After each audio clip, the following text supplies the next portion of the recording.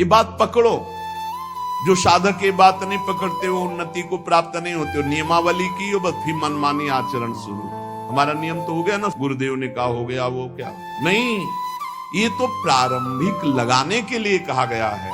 साधना का स्वरूप है अनन्य चिंतन, अखंड तैल धारावत निरंतर भजन, सातु दीर्घ काल निरंतर सत्कार सेवितो दृढ़ भूमि।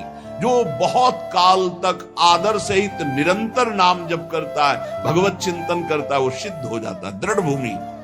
अब उसका स्वतः भजन होने लगता है। भगवान कह रहे मत चित्ता, मेरे में चित्त। और चित्त का क्या स्वभाव है, जहां हम स्वीकृति करते हैं उसी का चिंतन करता है। जैसे हमने स्वीकृति कर लिया कि मैं पुरुष हूं, अब स्वाभाविक चिंतन बन रहा है, मुझे देखना है, मुझे खाना है, मुझे भोगना है, मुझे करना है, मैं। अब वो अहम सहित पूरी चिंतन वृत्ति इसी में लगी रहती। बोले भजन नहीं होता, क्यों? क्योंकि स्वीकृति गलत है। अभी स्वीकृति हो गई मैं प्रियाजू का, अब स्वीकृति में बार बार आने लगा हमारी श्यामाजू, हमारी लाडली जो, हमारी प्रियाजू, उनके सिवा कोई हमारा चिंतन बदलने लगा। अरे निर्लज्ज, तुझे लाज नहीं आती अपने इस दुर्लभ कृपा पात्र देह को विषयों में नष्ट करने से? अरे छिन छिन नाम उच्चार, राधा राधा राधा राधा, सब काम बन जाए, सब बाधाएं नष्ट हो जाएंगी। जिते विनायक शुभ शुभ विघ्न करे नहीं कोई, विघ्न करे नहीं कोई, डरे कलिकाल कष्ट भय, हरे सकल संताप, हरस हरि नाम जपत जय। प्रतिपल तू नाम जप, कोई भी बड़े से बड़ा विघ्नकारी अनिष्ट तेरा मंगल नहीं कर सकता।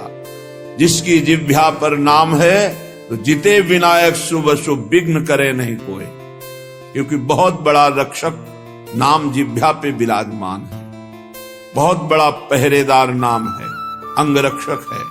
नाम पाहरू दिवस निश, रात दिन जो नाम जप करते हैं उनको किसी अन्य के भरोसे, अन्य के आश्रय, अन्य की आशा पूर्ति की चाह छोड़ देनी चाहिए। तभी वो अनन्य निष्ठा वाला ये अनुभव कर पाएगा कि हर समय प्रभु हमारी रक्षा करते हैं। जो नाम जप करते हैं हर समय प्रभु रक्षा करते हैं।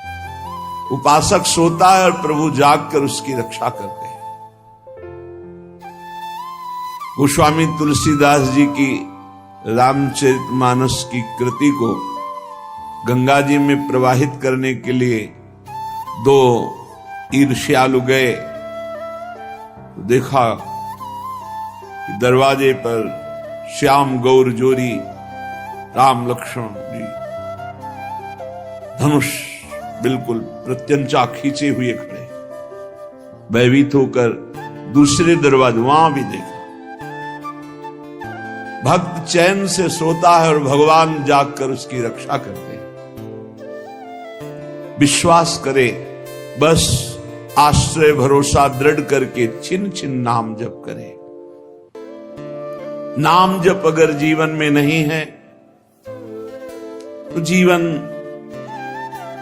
व्यर्थ का जीवन है। छल कपट करके रुपया कमा लो, तुम्हारे किसी काम रुपया नहीं आएगा। खाओगे तो रोटी दाल ही, रुपया तो खाओगे नहीं।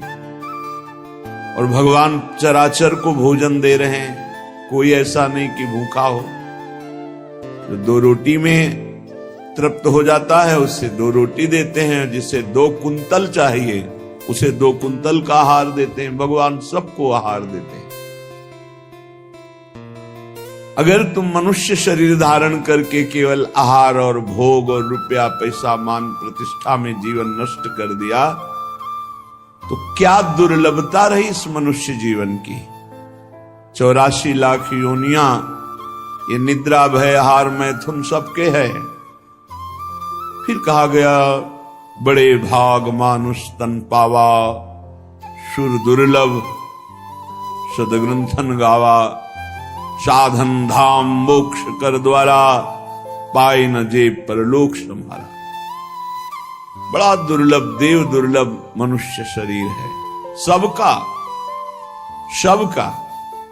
जितने मानव देह धारण किए बड़ा देव दुर्लभ, क्योंकि इससे आप जितनी ऊंचाई पर चढ़ना चाहें चढ़ सकते हैं। जितना नीचे गिरना चाहे गिर सकते हैं।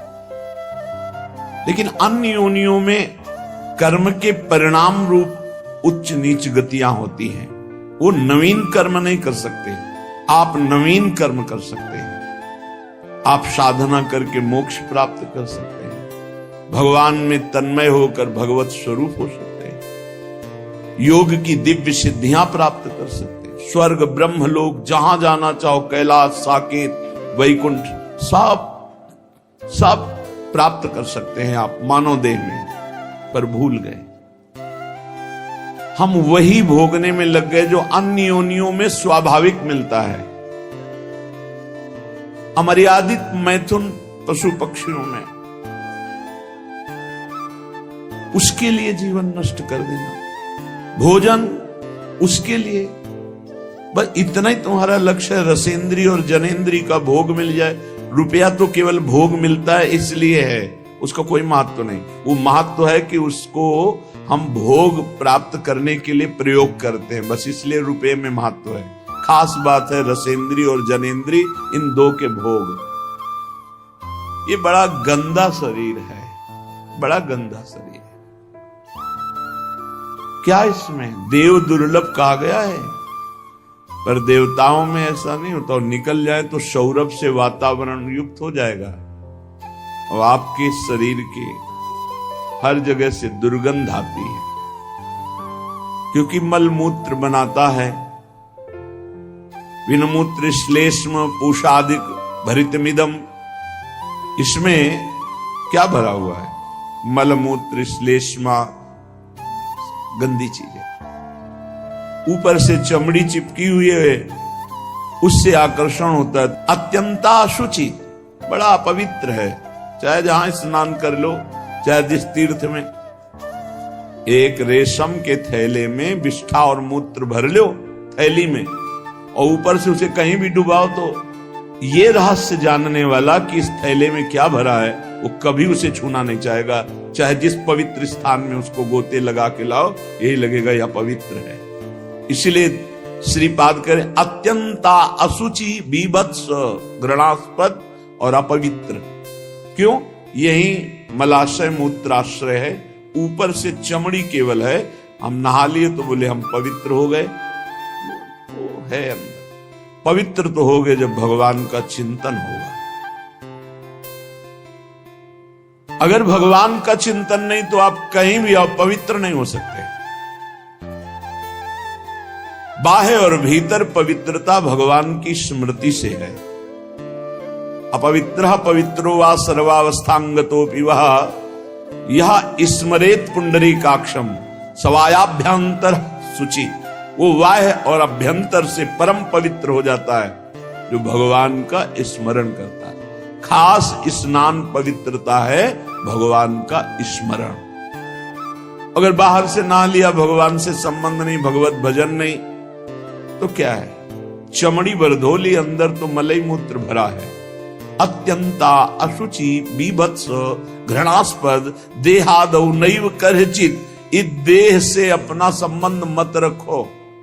यहां संबंध की क्या बात, मैं ही हूं ऐसा माने हुए हैं। इतना जोर का संबंध है कि ये हम भूल गए कि हमारी देह है। हम ये मान लिए कि मैं ही देह हूं। देख लो आप कैसे, तो आप बोलेंगे गोरे काले स्वस्थ अस्वस्थ, तो देह का ही परिचय तो बता रहे हैं। मैं को देह में मिला दिया। मेरा तो चलो थोड़ा दूरी करके वर्णन हुआ, लेकिन मैं ही शरीर हूं, बस यही भावना। कितना घोर अज्ञान अंधकार छा गया।